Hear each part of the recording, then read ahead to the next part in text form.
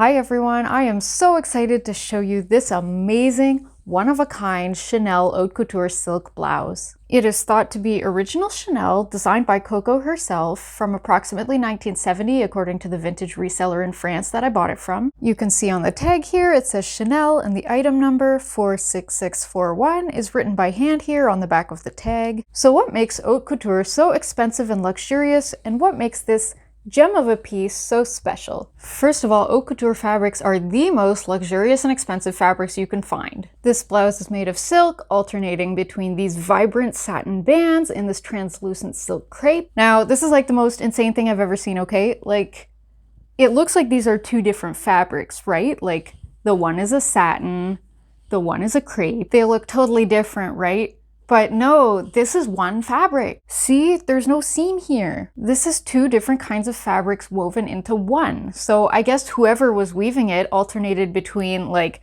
satin techniques and threads and crepe techniques and threads. Crepe is made using very tightly twisted threads, which is what gives it that bumpy, puckery texture. Whereas satin has this very smooth, shiny texture because apparently the warp threads, so the up and down threads, don't weave through every single weft thread. They float over a few weft threads before going under one, which is what gives satin its glossy finish. Anyway, admittedly, I don't know very much about weaving, but let's just say you don't see two fabrics woven into one very often, so that's part of what makes this blouse so special. And of course, it wouldn't be haute couture without hand finishings. Let's open it up so we can see that. So the first thing we see at the back is this vertical channel, which conceals the placket that has the buttonholes. So that's pretty cool. That would take a lot of extra work. And as you can see, this was sewn by machine here, so not everything was sewn by hand. So now I am opening it up. There is a snap at the top. I'm being extremely careful not to damage it because the fabric is very delicate. And there are all these buttons which look like they're in hand-bound buttonholes. So you understand why haute couture is so expensive, right? Like, if you've ever made a buttonhole by hand, you know what a goddamn pain in the butt that is. That is honestly what made me drop out of haute couture school.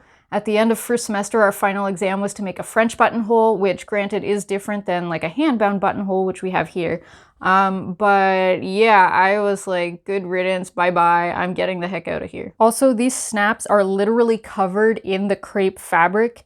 How annoying would it be to cover these tiny little snaps with fabric? I don't even want to know. All right, here is the inside. Look at all these hand finishings. All of these seams were hand overcast to keep the fabric edges from unraveling. If you look inside your own clothes, more than likely the seams were finished by a serger, otherwise known as an overlocker, which is a cheap and fast way of finishing seams. But this was literally all done by hand. The one exception of a seam not finished by hand is these armpit guards, which I guess exist so that you don't get sweat all over the silk fabric. These are finished by machine, so that's kind of interesting. You can also see that the bottom of the lining here is attached to the hem of the blouse by hand. So this is why haute couture costs a small fortune. I paid about 1,000 euros for this blouse, so that's about 1,200 American, and it is secondhand and not in perfect condition. There's a few thread pulls here and there and some small marks on it. Buying something like this new would definitely cost in like the 5-figure range, and I'm not talking 10 grand, I'm thinking more like 40 or 50 grand. And that's all because of the finery of the fabric and trims used to make it, and just the sheer amount of effort required to do all this stuff by hand. And also because haute couture is very precisely made to the client's measurements, so that obviously costs a lot. Thanks so much for watching. I hope you learned something about haute couture today, and I'll see you in the next video.